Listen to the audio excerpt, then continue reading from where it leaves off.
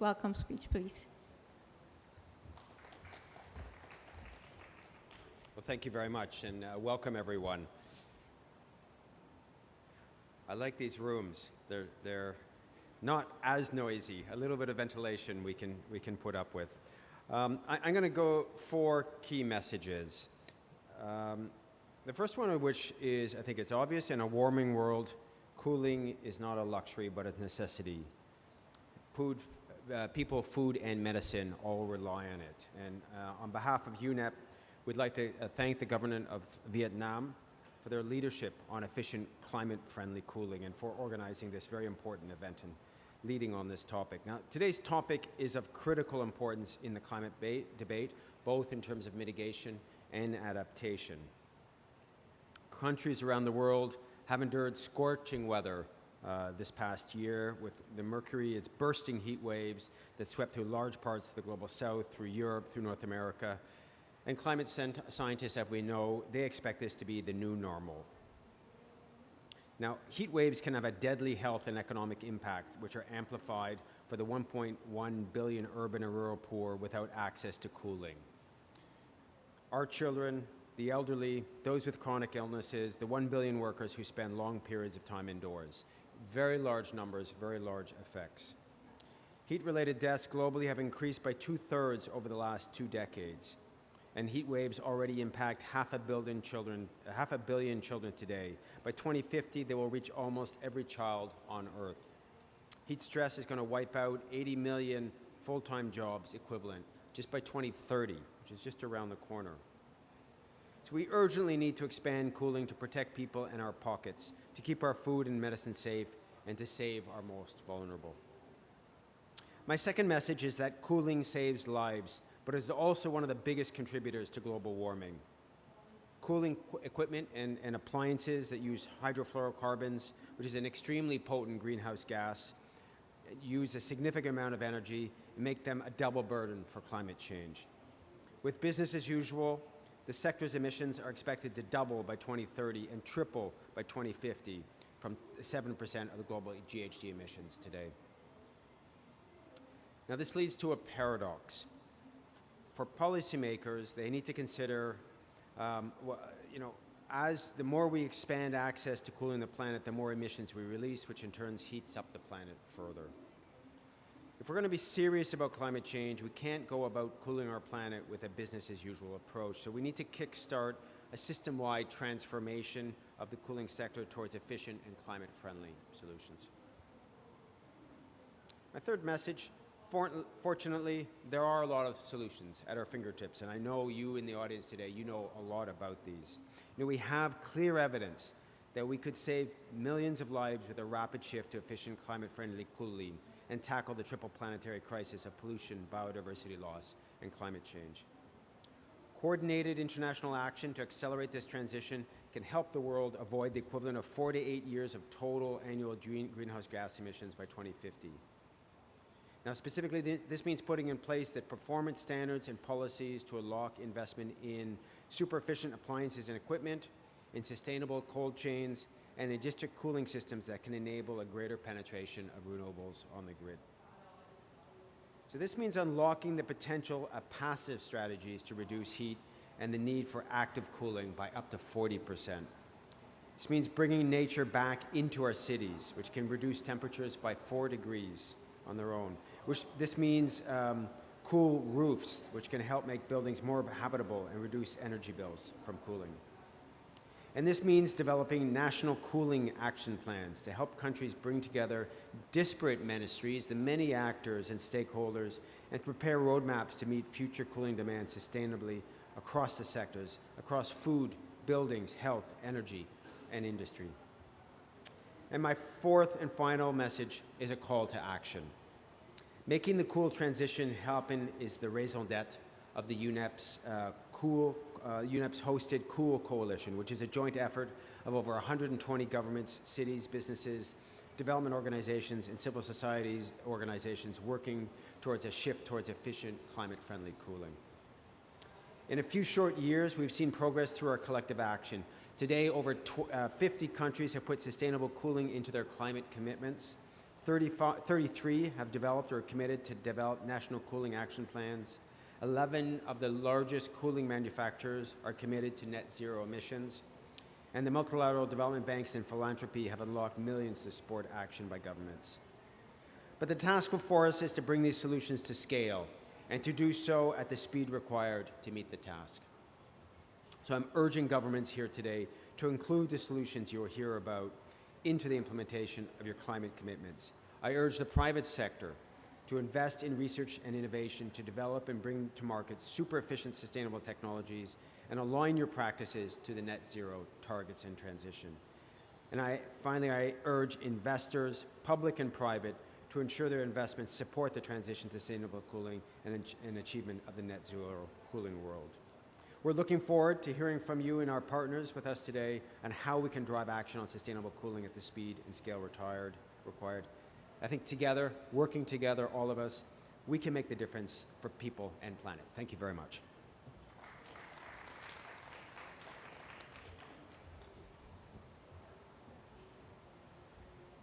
Thank you very much, Mr. Eric Usher, especially underlying the urgency to take action is now.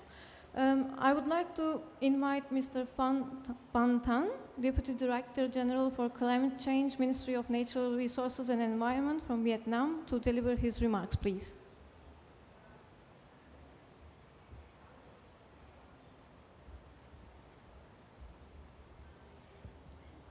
Okay, thank you very much.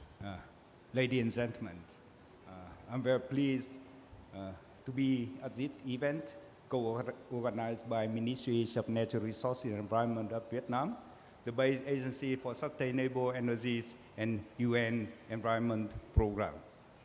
As you all know, cooling is critical for health, property, and environment.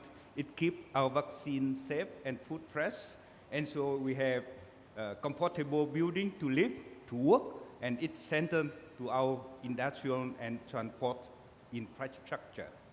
However, cooling is sometimes highly polluting, and cooling accounts for more than 7% of global GHG emissions, and these emissions are increasing rapidly. As one of the countries most affected by climate change, Vietnam is very active in implementing its responsibility under international agreement.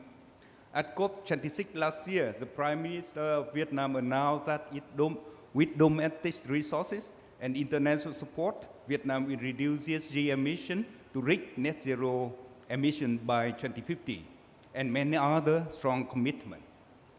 Right after COP26, a nice steering committee for implementation of our commitments at COP26 established.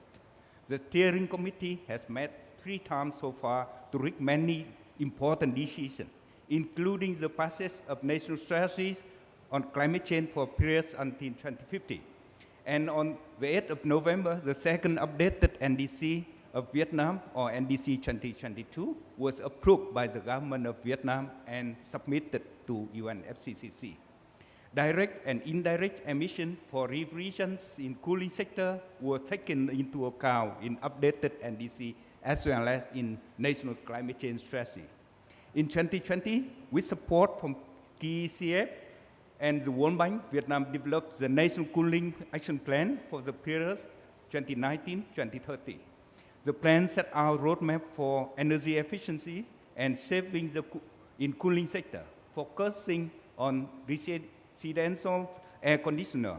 In coming time, Vietnam, with collaboration with UNESCAP and UNEP, is expanding the National Cooling Action Plan to cover other aspects such as food cold chain and space cooling. With the aim today, to showcase the role of efficient climate change friendly cooling in delivering to net zero targets for country and industry, to discuss opportunity to accelerate action and call for increased recognition of sustainable cooling as the key mitigation and adaptation priority. I therefore would like to urge everyone to discuss the new methodology, policy, and activities on sustainable cooling to support industry, end user, and other stakeholders in setting expectations and defining future plans.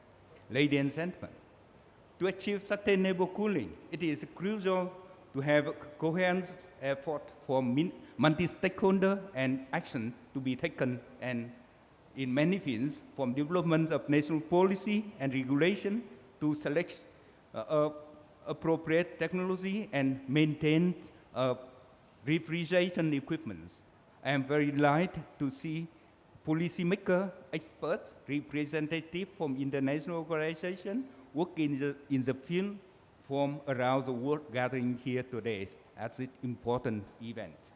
I am very confident that together we can scale up sustainable cooling solution, and we can deliver on net zero emission, address the global energy crisis, enhance resilience to climate risks, while strengthening food system. I wish the event a lot of success and wish you all health and prosperity. Thank you very much.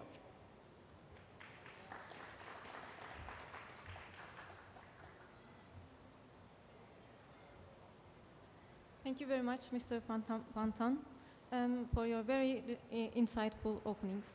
And with this, I would like to start our panel discussion. I would like to invite our panelists to the stage, please. Could you please all join us on the stage? Thank you very much.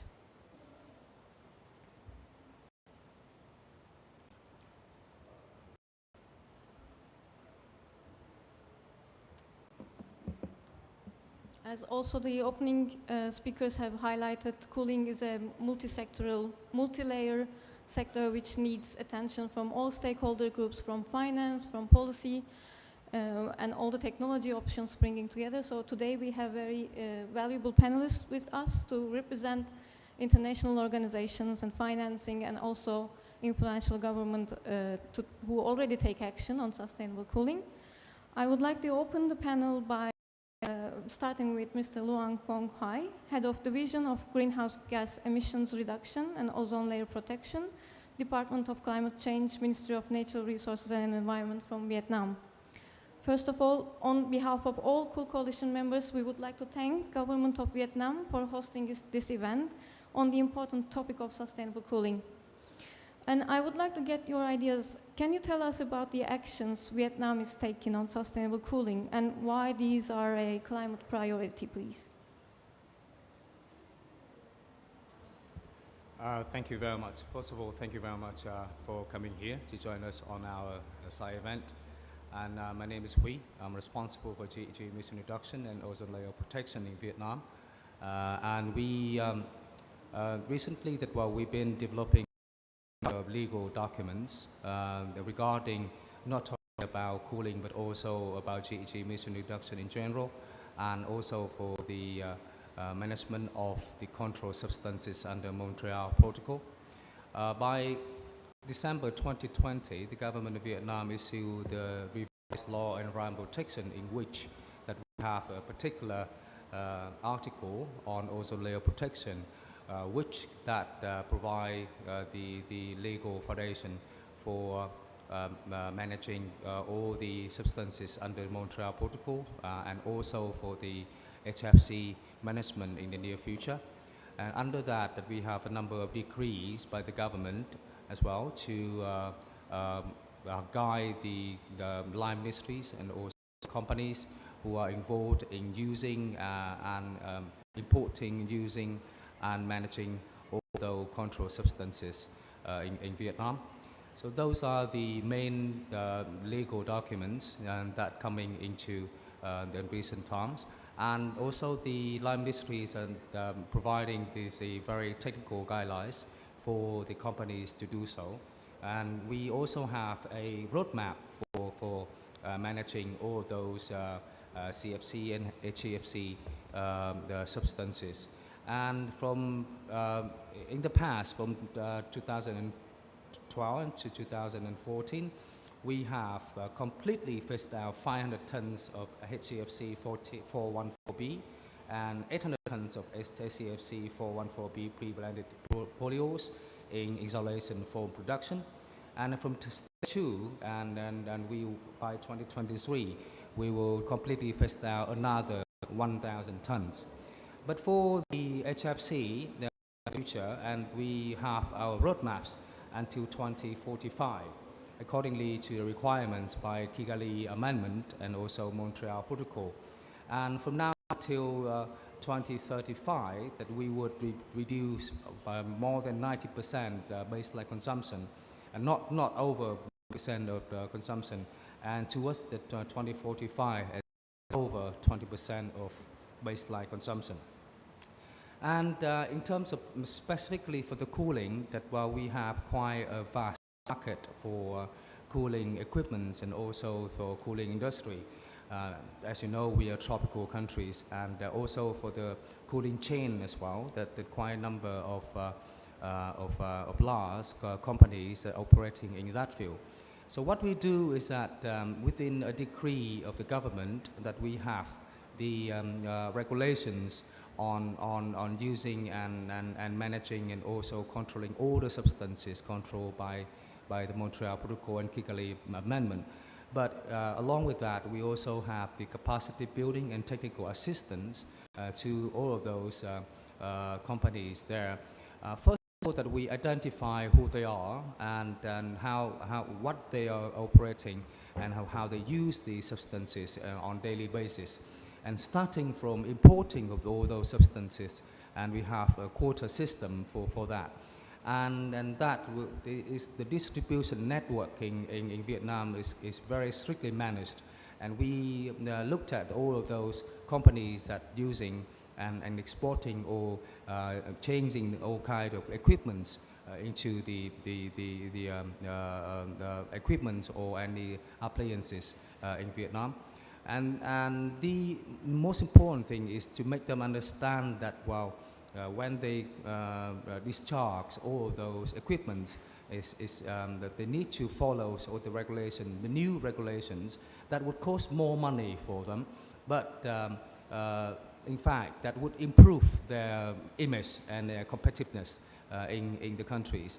And so those are things that we currently working on. It's still a long way to go.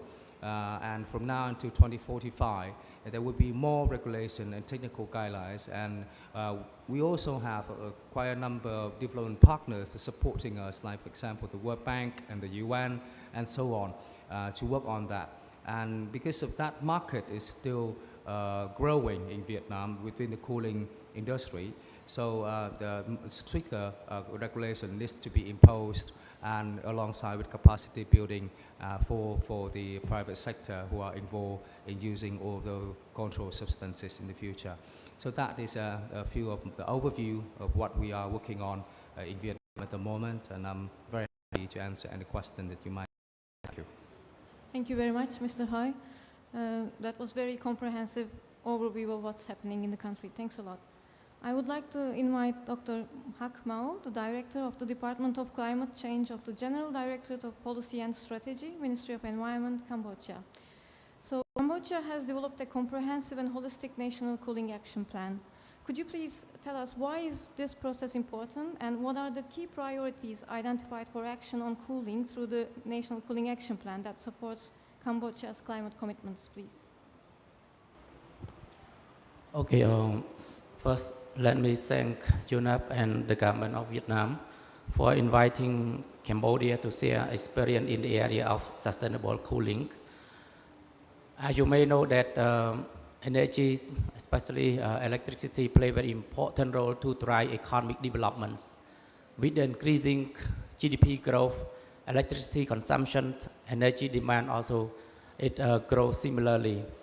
I think Cambodia as one of the developing countries, of course, electricity demand is very important, and we need to use in different sectors. I would say that the countries, even we are the most vulnerable of climate change, but we also identify the priority for climate change mitigations. And of course, we developed our updated NDC in 2020, and it is the first time that we add National Cooling Action Plan into our updated nationally determined contribution. After we include this in our comprehensive document, of course, the country developed our national cooling action plans with a vision to realize Cambodia long-term development in building a sustainable, green, clean, and low-carbon societies based on climate-friendly and energy-efficient technology in the cooling sectors. And this document we approved in August 2022 with the objective to provide a clear pathway and action to be taken for the phase down of HFC in order to ensure sustainable cooling and maintain socio-economic development, human health and well-being while protecting environmental through climate-friendly cooling technologies. This National Cooling Action Plan we set for 20 years and it come up with short term, medium term and long terms. And this our cooling action plan, it covers key 5 areas, building space, food chains, healthcare, mobile air conditioners and processing coolings. And as you may know that cooling play even more important during the COVID pandemics. Of course, we need vaccination, and without cooling, I think we cannot store our COVID medicines. So beyond just refreshing food and others medicine material, but for COVID medicine, it's even more important. And the implementation of our cooling action plan, it expects to reduce to save energies around 23% compared to our base year by 2040, and it expects to reduce emission by around 17% by 2040 compared to base year in 2020.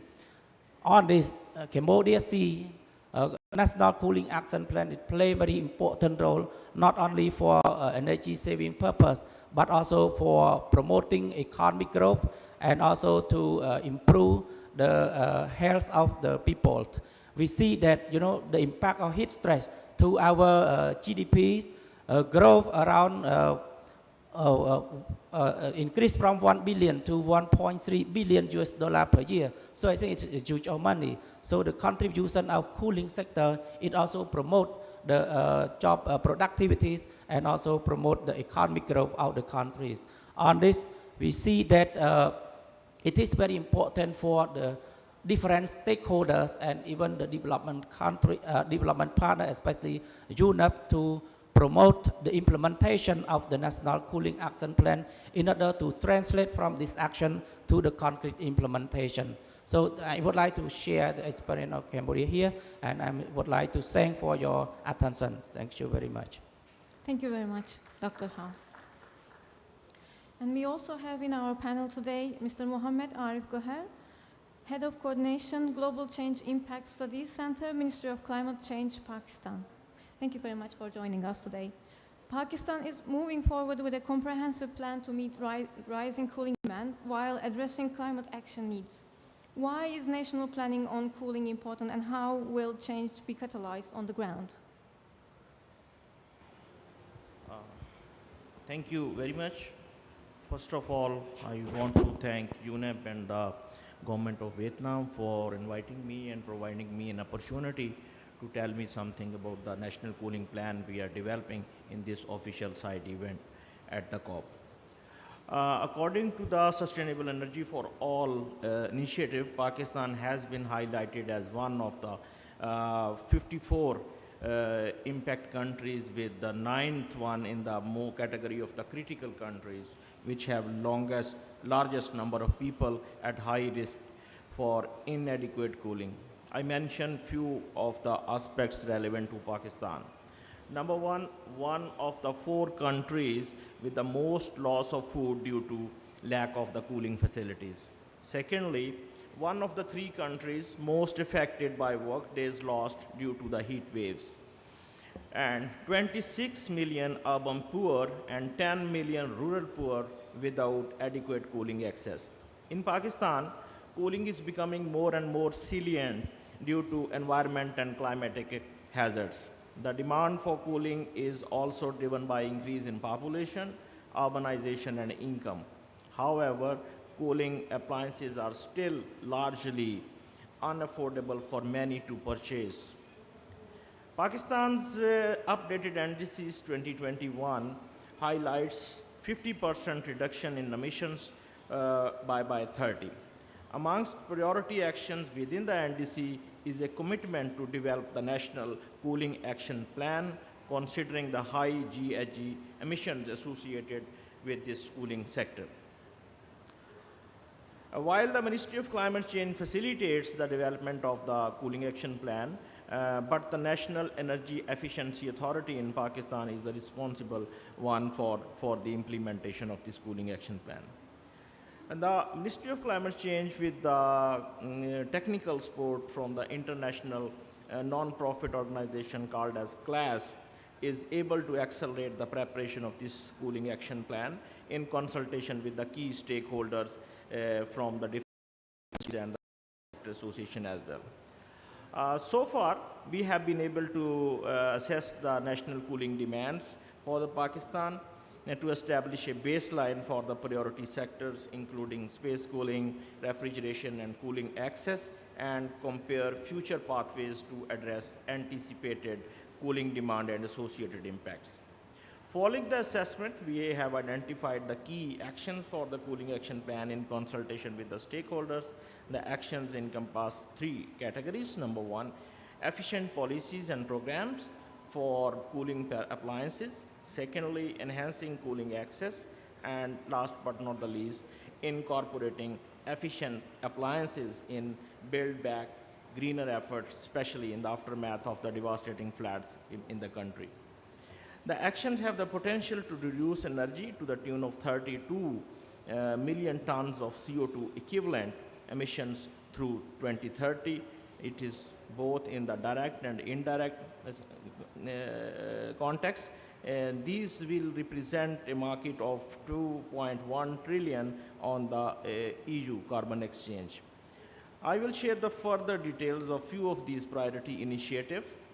Number 1 is the implementing incremental maps to gradually improve efficiency standards for conditioners and refrigerating appliances to ensure continuous market transformation towards more efficient technologies.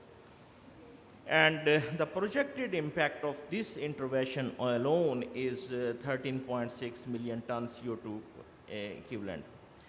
Secondly, under the theme of the Building Back Greener, in the context of the cooling access, the rehabilitation of around 2 million homes in communities affected by the devastating flood will include the provision of electric fans. We recommend for the public and bulk procurement programs to produce and procure only high efficiency fans, both for on-grid and off-grid use. The efficient fans will enhance cooling access for many flood-affected communities which are financially disadvantaged. Efficient fans are likely to run for a longer period with backup power too. And thirdly, electric fans consume the highest portion of domestic energy in Pakistan, and the government has set ambitious policies for the transition to market towards higher efficiency fans. This will involve bulk replacement of the large number of fans in public buildings by setting procurement standards, 5 labeled fans. This year, Pakistan experienced an unprecedented heat wave too, with recorded temperatures in some parts of the country to the tune of 53-54 degrees C. Access to and affordable cooling is essential for the people of Pakistan, and the Cooling Action Plan is an important step to build a strategy to achieve that while minimizing the impacts on the environment in line with our national and international commitments. The Pakistan government appreciates the support of the technical institutions, international, multinational organizations, and non-profit organizations, but is also aware that this assistance needs to be customized to the particular context of the society in Pakistan and country's priorities. The Cooling Action Plan, it is expected to be ready by 2020, early 2023. In the end, I thank you for your interest and look forward for the opportunities for further knowledge exchanges. Thank you. Thank you very much, Mr. Guher. I would like to now convert the discussion to another angle. We would look into the financing's role, and for this I would like to invite Carla de la Maguera, Deputy Director, Basel Agency for Sustainable Energy. So financing is often a challenge to expand access to sustainable cooling solutions. How can innovation and new business models can support the market transition to sustainable cooling for all? Thank you. First of all, I would like to say that it has been an honor for Foundation Base to organize this official side event together with the government of Vietnam under the umbrella of the Cool Coalition. So I thank everyone who was really working hard to make it happen. Second, a message that I think is very important, it has to do with what I just heard. I want to send a message that business models really go hand in hand with climate ambitions of country, and especially when we're talking about setting energy efficiency standards. Because by doing that, you are requiring companies or even individuals to have to, invest in something that maybe not necessarily they have the resources. So how can business models help that? And there are lots of opportunities for that. So I think that's a key message. Next, I want to really jump into the idea, okay, what do we mean by business models? And first of all, I would like to maybe put it in very simple terms. Imagine you have several stakeholders, several dancers on a floor, and what we want to do is to align the incentives for them to dance at the end in a coherent way. So at the end we can reach together objectives of first addressing cooling needs, but with sustainable solutions. And for that, what we want to do is recognize that current technology is good. It's not that we're trying to innovate in the technology side. We want to innovate on the business model side by promoting the flow towards these technologies. And in that case, what our focus is to enable demand and to make the projects bankable, because the important thing to make this happen at a scale is that we need the private resources to flow into this. So then we jump into this whole idea of risk management. In very simple terms, if we analyze, let's say, an efficient cooling equipment, it's going to be more expensive than a traditional one, a less efficient. But that's just looking at what it costs today. So when you really try to analyze what's the life cycle cost of the thing, at the end, between 80 and 90%, the cost comes from maintenance and operation. So if you start taking that into account, and electricity price is a big element there, at the end of the day, if you analyze that, those two scenarios taking the whole life cycle, the most efficient equipment is going to be cheaper. Okay, so that's really important as a concept. Then the idea that any investment happening from the point of view of someone who wants to demand the cooling or someone who wants to finance the cooling, they always have in their head this concept of risk return. Okay, the ratio of risk to return, the more risk you want, more return. So let's say when we're talking about efficient cooling, the technology is there, maybe we cannot so much affect the return element, but we can affect the risk perception element. And that's when you start thinking, okay, what do I need? Which stakeholders do I need to dance on this floor so at the end everyone is working towards this common goal? So if we look again at cooling and which are the main barriers of these more efficient technologies, I can mention 3 and there are many more. But we start with the idea that they are more expensive, so not everyone has the cash to at the end be able to pay for something more expensive because that's what they see. Is the fact that there is a performance risk. Someone can come to me and offer me wonders saying, look, you're going to be saving X percentage, but I don't have the certainty. I'm not the expert in that technology, so I always have this big question mark. And third is the fact that because usually companies, I would say, and everyone, we are cash constrained and we have priorities. So when our businesses are focused on a specific, let's say, sector, we are expert on that sector, but not necessarily on all the equipments in this case that facilitate our work. So if I invest and use that restricted capital, usually it's going to be things that make sense for my business, make sense for me that I know, that I feel confident because I perceive them as less risky. So in this case, I want to mention one of our business models, so you understand what we're talking about, that I'm very fond of because it has really been to be a success. And we're talking about servitization. And this refers to an initiative called Cooling as a Service.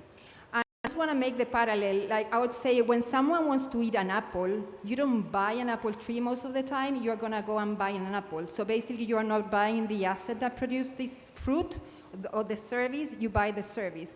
This is translated into the same thing at the level of cooling equipment. And why that makes sense? First of all, because you move for the demand, the consumer, the one who has to invest, that instead of having to expend capital, they pass this from a capital expenditure to an operational expenditure. So that barrier, first of all, of having to pay today, eliminated. Second, the whole idea that like the perception risk, like what I mentioned before, is this really gonna work? When I'm paying for a service and the service provider is the expert on the technology, it's not that he knows more than I do. It's the fact that now that service provider has the incentive for that service to happen. Otherwise, I'm not gonna pay. So they are the ones who are gonna be moving from maybe a corrective maintenance towards like a preventive maintenance. They're gonna be starting adding elements that make sense. For instance, let's say that you're in a place where, like, and usually that's the case, that at night maybe the electricity tariffs are lower than during the day. So maybe, in this case, the provider is gonna start thinking about thermal storage to basically provide the cooling, store the cooling and generate it at night and then provide it during the day. Then there's a lot of information that is needed, because the more data there's more knowledge about how the equipments are working, but also the behavior of your clients become really important. So they start thinking about cases of like embedding into artificial intelligence, these kind of elements that maybe before, like the owner usually, like the owner of the business would not be thinking on that because it's not his core business, but for the provider it is his core business. So that's why we say that in this case it aligns the incentives, because now for the provider it makes complete sense to be efficient. So that's another example. And with there, I have mentioned you a couple of like how we are addressing these barriers, but like I can extend and I can have a whole session about talking about the model. But in this case, particular model, what I want to show how is the spectrum of like applications. We have examples already running of like real estate, industry, like agriculture, health. And that's the beauty of the thing, that we can really sort of apply it. And it's not one fit all. You really need to work to adapt it to the needs and to the barriers faced by these different stakeholders at play. Another element that I want to mention, this is not the unique business model. We have many business models, and we would like people to really start thinking of different business models. And in our things that we have already promoted successfully, with the cooling element, we can talk about like managing the, again, either like the upfront cost of this perception of risk through models like on bill, on like wage, the energy savings insurance. So the message here is that business models are key. Now, it's not about having a business model and things are going to work. I can tell you servitization, I already told you some features. If I leave it there, that's not going to happen. We need to start like bringing on board the different mechanisms, and by that I mean financial and non-financial, that are going to make the dancers dance. So thank you. Thank you very much. That was very interesting. Thank you. So I will move to Ms. Sirpa Helena Javarpa, Fund Director of Southeast Asia Energy Transition Partnership, United Nations Office for Project Services. Sustainable cooling is a key piece of the energy transition puzzle. It's estimated that the meeting future cooling needs sustainably can reduce the cost of the renewable energy build-out by $3.5 trillion by 2030. What can governments and industry do to ensure these benefits are achieved? Wonderful, thank you so much. And thank you for inviting Southeast Asia Energy Transition Partnership to this event organized by Monterey and UNEP. Very much appreciated, and such a pleasure to join esteemed speakers here at the podium. I want to say just 2 words about Energy Transition Partnership. If I respond to your question, we were established late 2020 to accelerate energy transition by governments of Germany, United Kingdom and Canada, and also philanthropies, Children's Investment Fund Foundation, Sequoia Climate Fund, IKEA Foundation, a few other foundations that wanted to come together under the UN flag to pursue energy transition. We have strong relationships in our countries of operation in Southeast Asia, particularly in Vietnam and also Indonesia and the Philippines, and particularly working within context gives us great opportunities to innovate solutions. So back to your question, first of all, what the governments can do, and we heard a few speakers from governments already say what they are doing and what they would like to see happen going forward. So at ETP, we started by diagnosing the challenges. So what is the problem really? And we did find quite a few issues that are impeding progress of energy efficiency, particularly in the cooling sector. And one of those is to get the prices right. So as you know, the price signals really guide our behavior on a daily basis, whether it's households, industries, or governments. So it's critical that we move towards market-based prices or marginal cost of production, of course with the eye on equity and ensuring that the low-income households' needs are always met.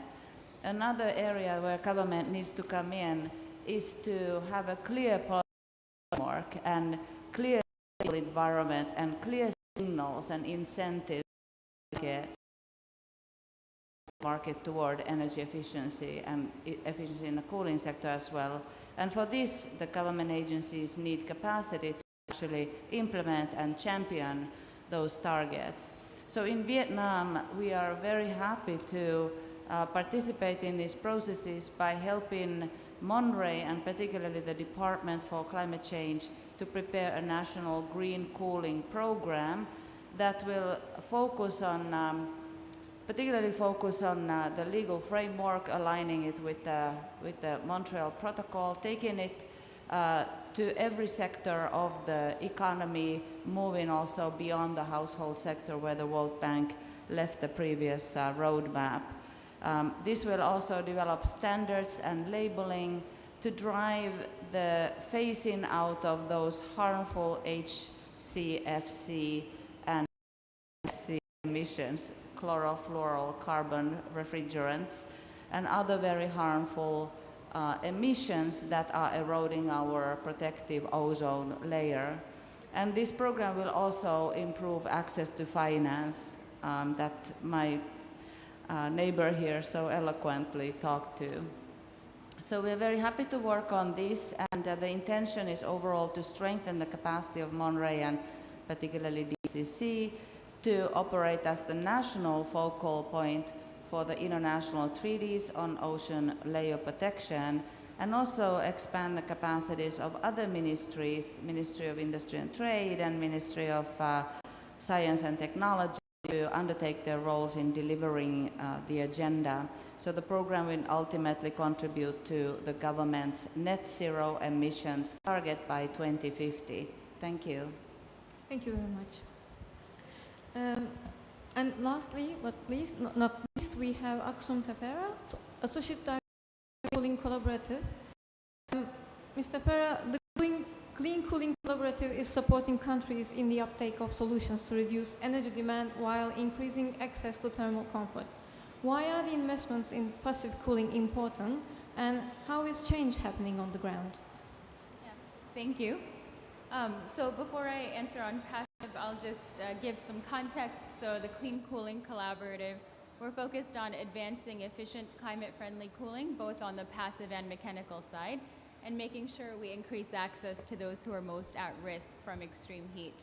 And I do see one of our funding partners, Pisces, in the room, which is lovely.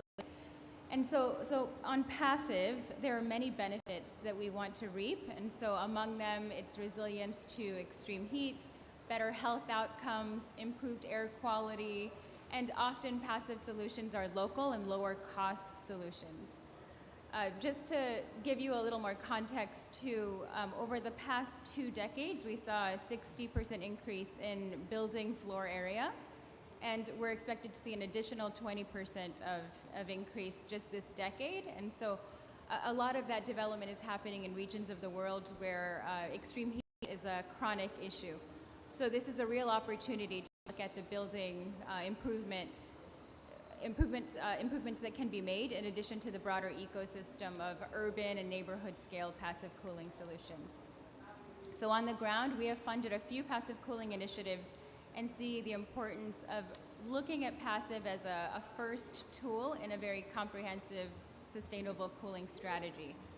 So to begin, I'll talk about the Million Cool Roof Challenge that we worked on with Sustainable Energy for All, Global Cool Cities Alliance, and Nesta Challenge. And there we had 10 teams around the world who were prompted to find ways to scale reflective cooling materials in their communities. And we were able to see 1.1 million square meters of reflective white roofs installed over this 2-year period. And the average indoor temperature reduction that was measured was 2 degrees Celsius from these reflective roofs. And some teams saw 4 to 10 degrees Celsius reduction. So that also impacts the energy consumption of the ACs that they need to run, or fans. So the winning team was Cool Roofs Indonesia, and they're using resources to now scale up local production of cool roof coatings and setting up the country's first testing facility for solar reflective materials to ensure that the product quality and performance is high.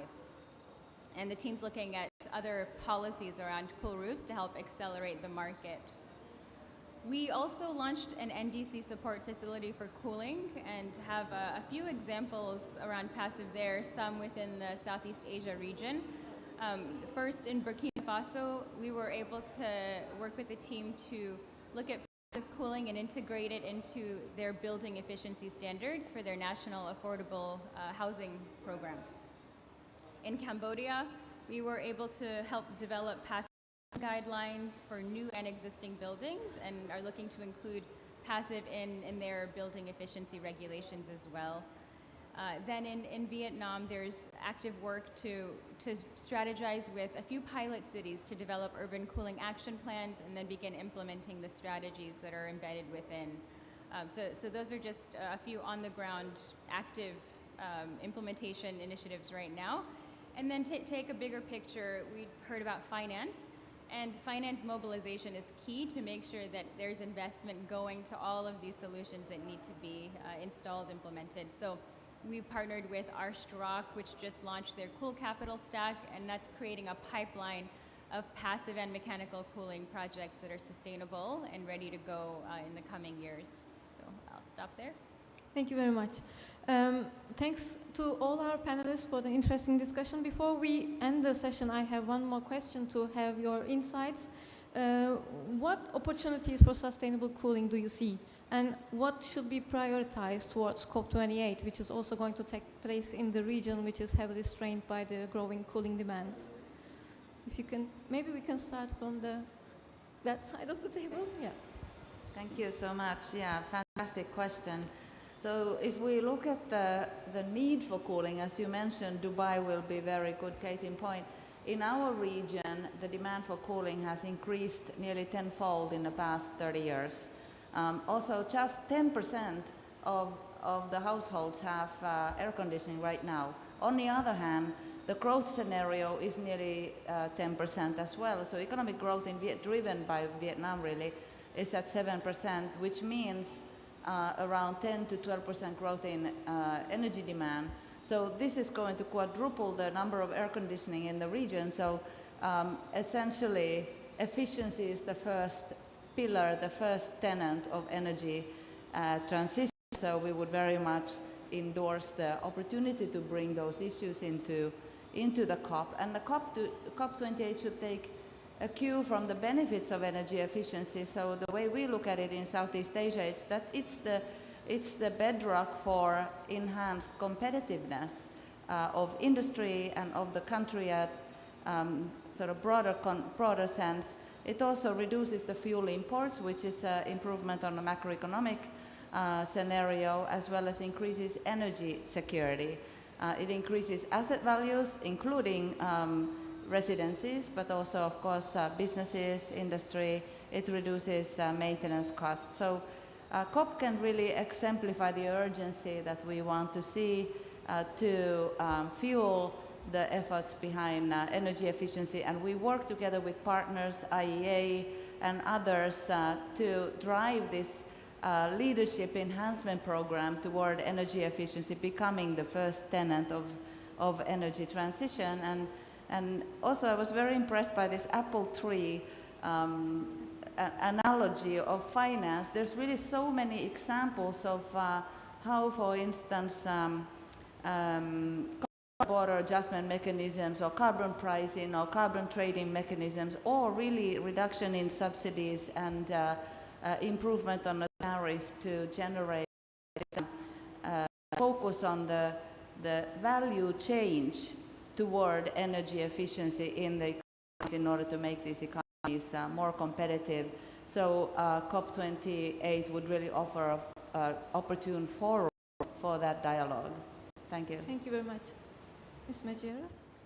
Okay, so I'm gonna compliment and then maybe supplement. In first place, I'm a really advocate of nature-based solutions, so I think the idea of passive cooling is really important.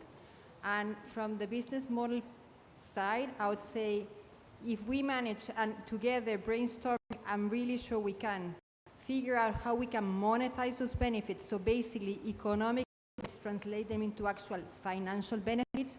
We can bring the actors to play. We can bring the dancers to play. We can provide resources at the end through these actors that benefit to finance these actual activities. But it's not only about financing activities today. It's about like keeping them, maintaining them over time. And that's why, for instance, when we're talking about nature, we have to think also on all the other, what we heard, and I want to repeat, not co-benefits, but core benefits about nature-based solutions, because it's not just carbon, it's beyond that.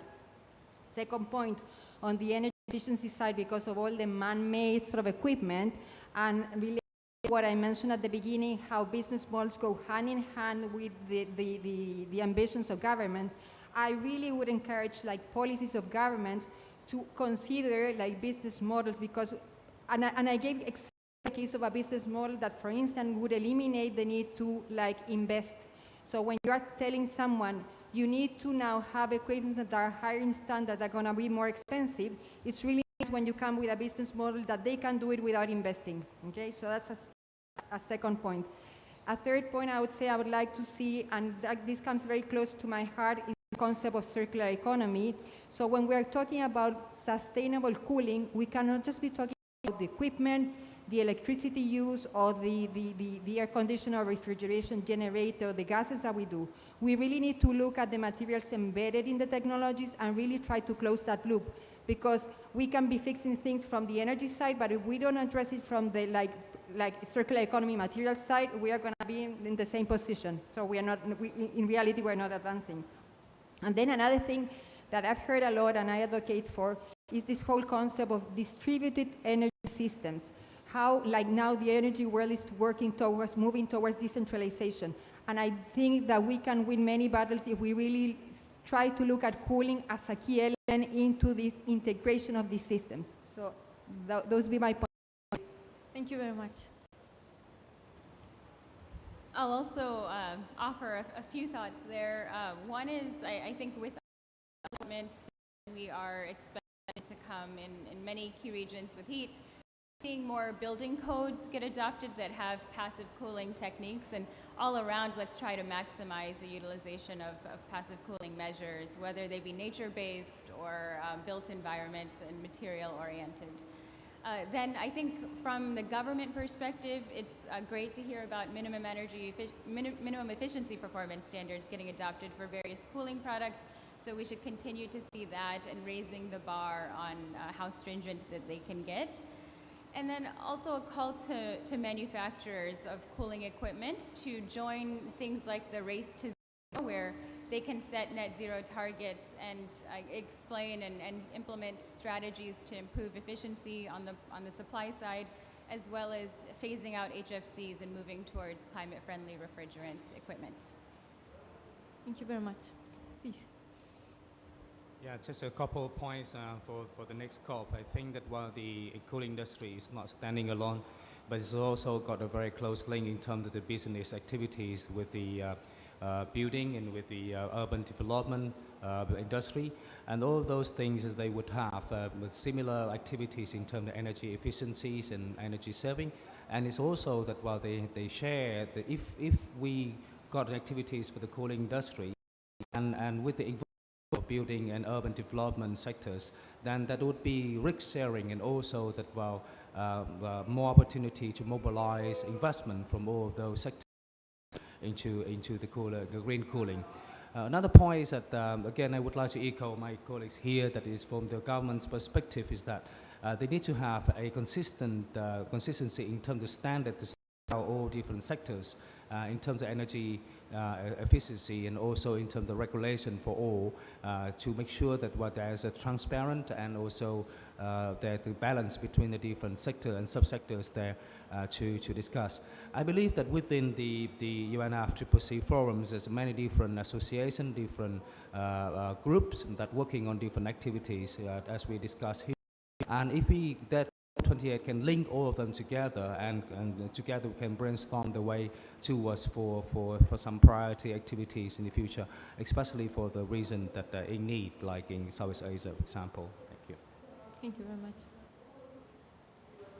Thank you. Where there are pressures in the South Asian countries due to the increasing cooling demands, so it becomes imperative for the governments to provide the cooling facilities. The financial aspects on one side, but I'm of the view with the rate of increase of these cooling needs, the governments and the international bodies should focus on also on the efficiency of the equipment that we are using in those countries. Of course, the financial needs and financial aspects are those aligned with, but at the government level, the legal reforms and the procurement of these things that Pakistan government is also focusing on is the key thing for the perspective of bringing efficiency in the equipment before we are. Thank you. Thank you very much. Please. I think the previous speaker almost speak everything, but what I want to share with the projects, increased temperature rise, cooling sector even more important. On this, we need to look at both supply side and also demand side. I think the supply side, the contribution of renewable energies, it's very important. Clean energies is even more important. And then at the demand side, we have to look at the energy efficiencies, energy conservation, and also energy saving.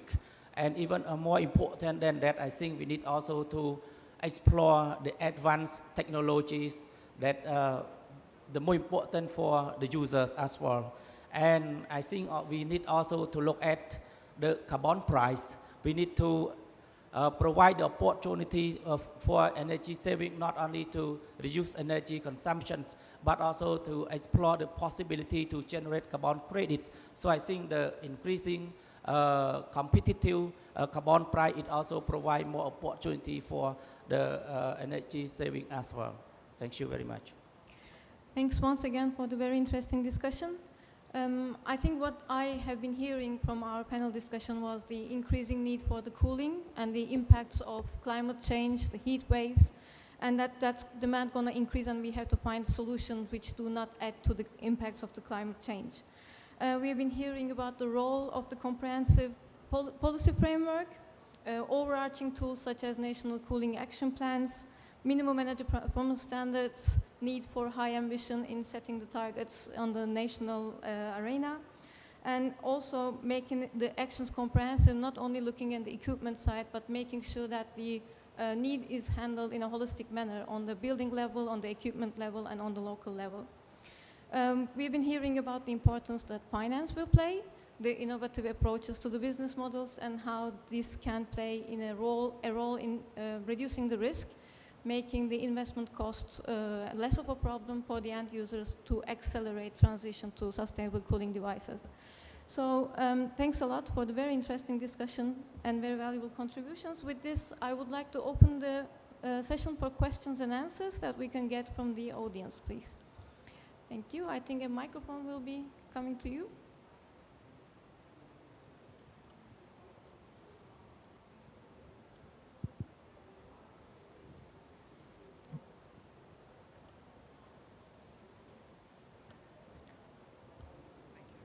Hello.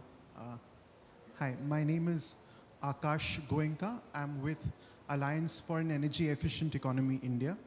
And a few years ago, I had the happy opportunity to contribute to the development of the India Cooling Action Plan, which was then adopted to create the National Cooling Action Plan methodology with UNEP and UNESCAP and a range of partners the world over. And I can see that national cooling action plans are now being developed in many Southeast Asian countries, and it's very heartening to see that. My question to the panel is, what emphasis is being put on the implementation framework of these national cooling action plans so that they are immediately actionable and do not suffer due to the lack of funding or a proper implementation framework? Thanks. Thank you very much. Would you like to comment on it?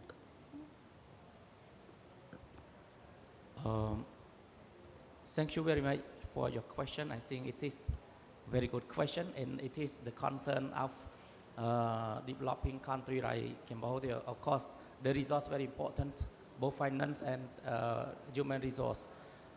First, we need to identify clearly who responsible for what. Of course, under our UNCAP, we request a number of activities, and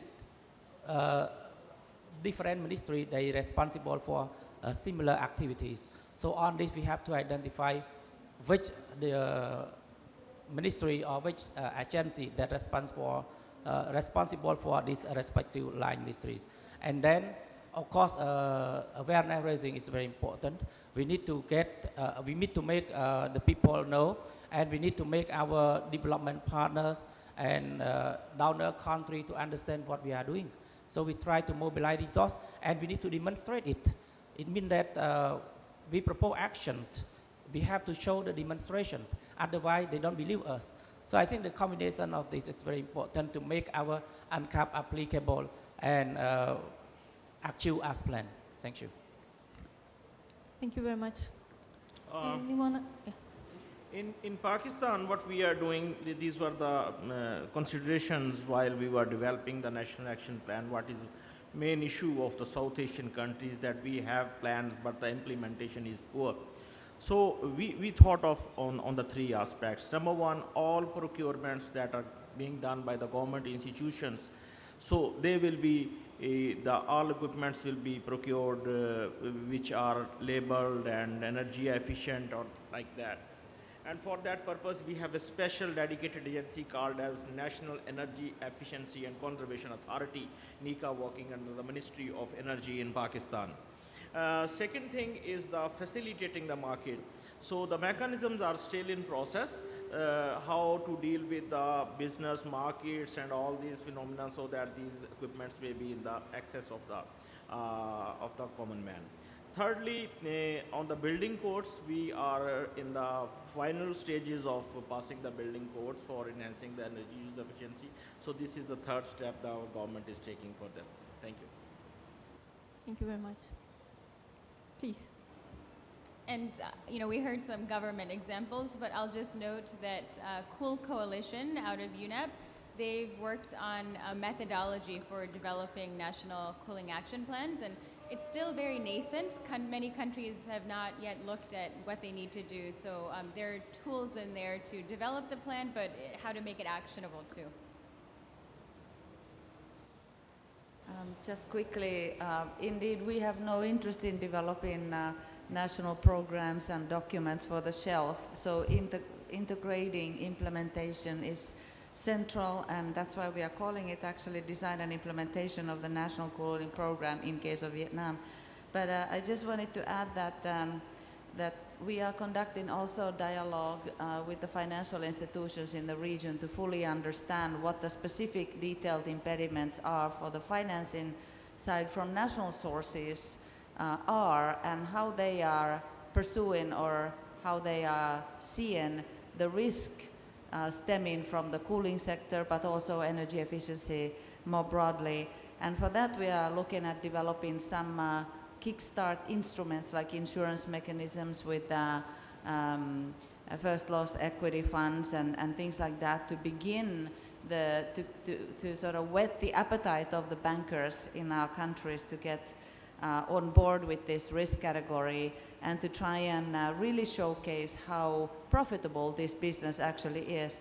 And the other side of it is really these new business models that you also mentioned, that it's not for us to now find, we don't have to buy the apple tree, right? We are now looking at a very much of a service-based economy, and how can we capitalize on energy service companies and ESCO industry. So we are doing small grants called the Energy Efficiency Innovation Window Grants that try to give just a little bit of grant to unleash and kind of launch some certain markets into motion in the region to take a start at this. And I should just mention one more point is that as we are looking at implementation, we always want to bring in partnerships, so IEA, UNEP, UNDP, ADB, World Bank, we all work together. So if we take a pioneering position, we are expecting that other partners in the donor community will take their own roles and support the program to its fruition. Thank you. Thank you very much. I would like to add something here, and it's the fact that, again, business models were mentioned. So again, I did say about policy elements, so when national cooling action plans are developed, do have in consideration the idea of how we de-risk these requirements. And it can be also at the pilot level, because once you prove the concept, the market is gonna come on board. And it's a process that requires all the stakeholders, especially of course the government, to be involved. So I leave the invitation open, of course, to do consider business models, of course, happy to help out to whoever is developing them. Thank you. Thank you very much. I think we have time for one more question from the audience.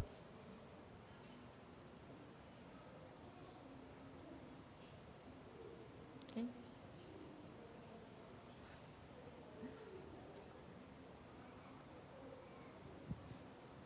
Thank you very much. My name's John Willis. I work for a non-for-profit called Planet Tracker.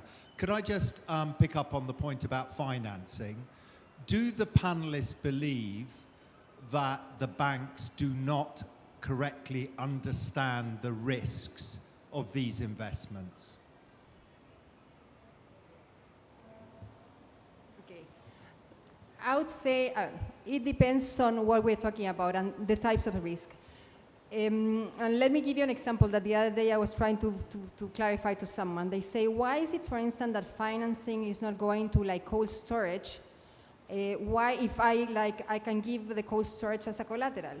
And I say it's very simple, because maybe, and they wanted land instead. I say, because land is something that is very tradable. There's a market out there, so you have a piece of land, you can sell it. And it's the same thing maybe with the mortgage market. You have a house, then the bank gets the house and they can sell it. However, when you have a market that's being developed, and even at the level of cold storage, the bank sees only maybe a box with some panels, some equipment, and they don't have a clue what to do. So first of all, they don't understand necessarily the risk, and I'm really honest with that, because now we see we are working a lot to support banking in the whole net zero path, target settings, and from there on, and how this is becoming, you see the lack of capacity. At the end, bankers were raised as bankers, and let me tell you, my background, original background, I was a banker, but I was a banker that really cared about the environment, and that's why I moved on, and now I use all those skills to apply them for the good cause. But I'm not saying that they're bad people. At the end of the day, they are the ones who can bring the resources. It's a matter of generating the rules of the games and the incentives in such a way that they understand this risk, that they feel comfortable. Because also banks, they have a big regulations, requirements. They are among, I would say, the financial industry, the most regulated. So at the end of the day, it's not just about okay, we're going to invest here, invest there. Now you see this whole discussion, I don't know how much you're aware, with G funds, and how fiduciary duty became an issue of how much the banks are going to get involved into actually sort of financing the sustainable path. And because they say, look, if we are not able to finance, let's say, fossil fuels today, we are going against our shareholders, because that's what makes a lot of money. But it's not only that. At the end, their approach should not be looking only at profits today. They should be looking at a diversified risk portfolio. So it's if we really acknowledge that climate change, nature, risk are important, and we know that they're important, let's translate them into banking terms, so at the end they jumped into the dance floor. Thank you. Thank you very much. Please. Wonderful question. Thank you so much, Mr. Willis. So in our consultations with the financial industry, basically both in Indonesia and in the Philippines, and we have still Vietnam to have the pleasure to organize that there. So yes, they don't is the answer. So the risk category is considered too high of a risk and unaggregated, too long-term, uncertified in terms of the revenue streams. There is no guarantee mechanisms. The guarantee industry is not comfortable with this. There's a lot of conservatism in the banking industry. The portfolios are pretty much filled up with existing credit lines to in-country corporations, entities. There is very few, if any, foreign banks pushing that risk appetite, so the risk appetite is very low. So what we have seen as a kind of an interesting development is that, for instance, in the case of Philippines, the central bank, the Banco Central de Filipinas, is issuing gradually tightening ESG instructions to the banking industry. And this is driving transparency and reduction of the carbon footprint of the bankers' portfolios. So that's one really bright light, and we look forward to that kind of program in all three countries. Thank you. Thank you very much. So we've heard challenges and opportunities, and this gives us already an idea what to work on towards COP28. And with this, I would like to invite Dane McQueen, Director of Programs and Partnership for COP28, Office of the United Arab Emirates Special Envoy for Climate Change, to provide his special remarks about the next COP.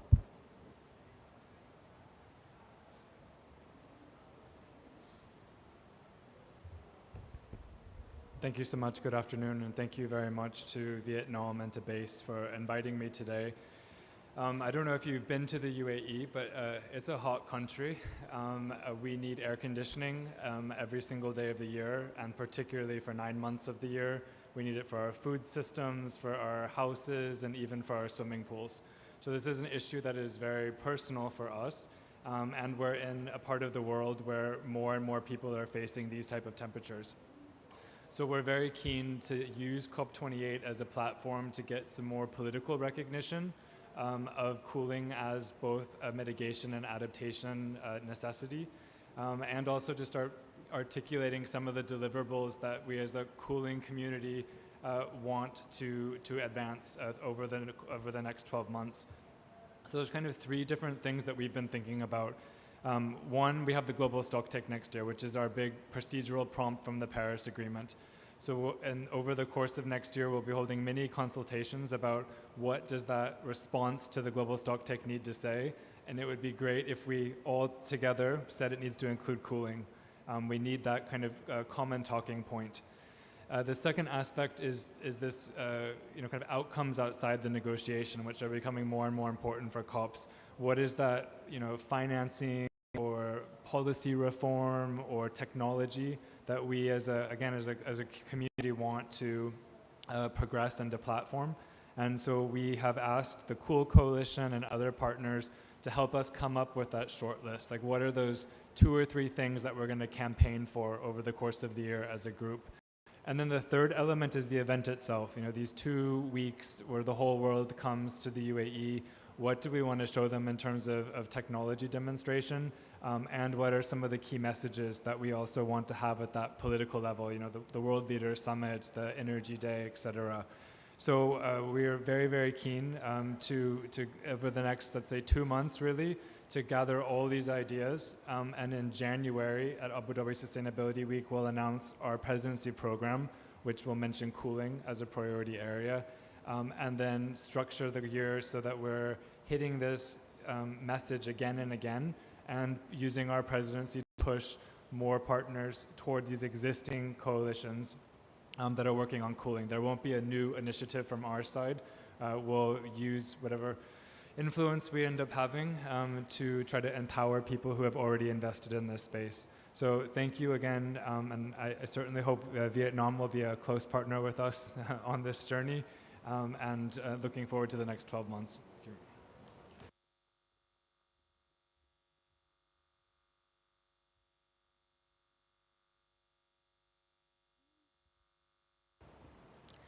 for the closing remarks, I would like to invite Elizabeth Press, Director of International Renewable Energy Agency.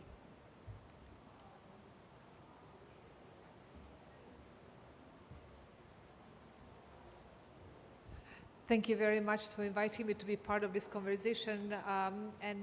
It's really a pleasure to be here and have a conversation around cooling coming from the energy side, because it's not so evident to people when we talk about renewables, advancement of renewables, and a clear link to what we're discussing here today.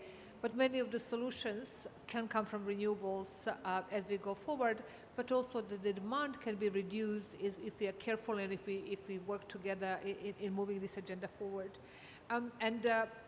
This has been a blind spot in the energy transition until now, and I really want to credit the pioneers in this room who have been discussing this today, and starting with my colleagues from UNEP, but also Vietnam and other colleagues who worked on this, to really move it into a centerpiece. And maybe we are a little bit lagging, but we will catch up, because the science of the importance of this sector is incredibly clear, and we have solutions at hand that we can upscale.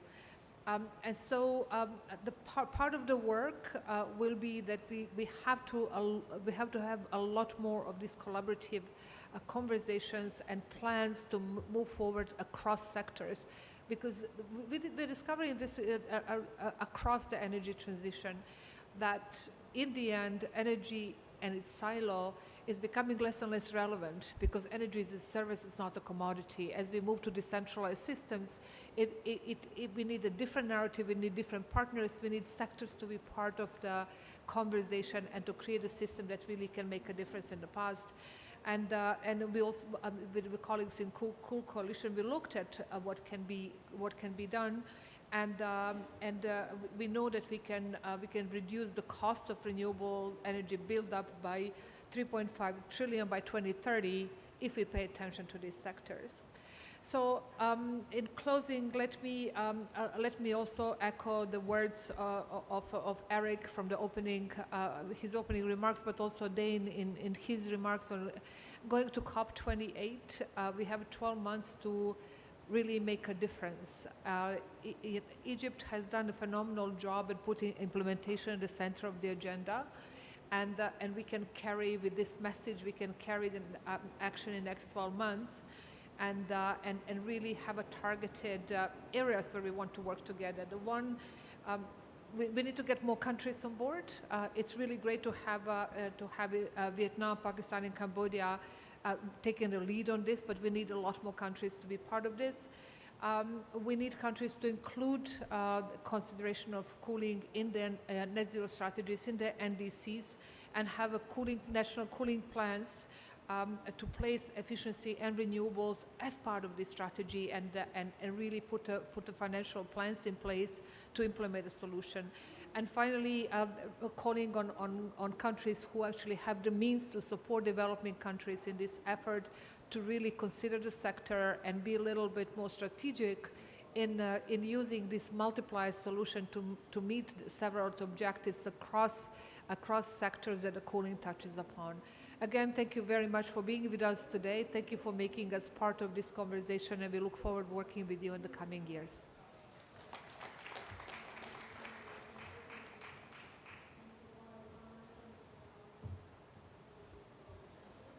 Once again, warm thanks to all our speakers and panelists, and to our participants for your interest and time. With this, we would like to close the session until the next one. Thank you very much.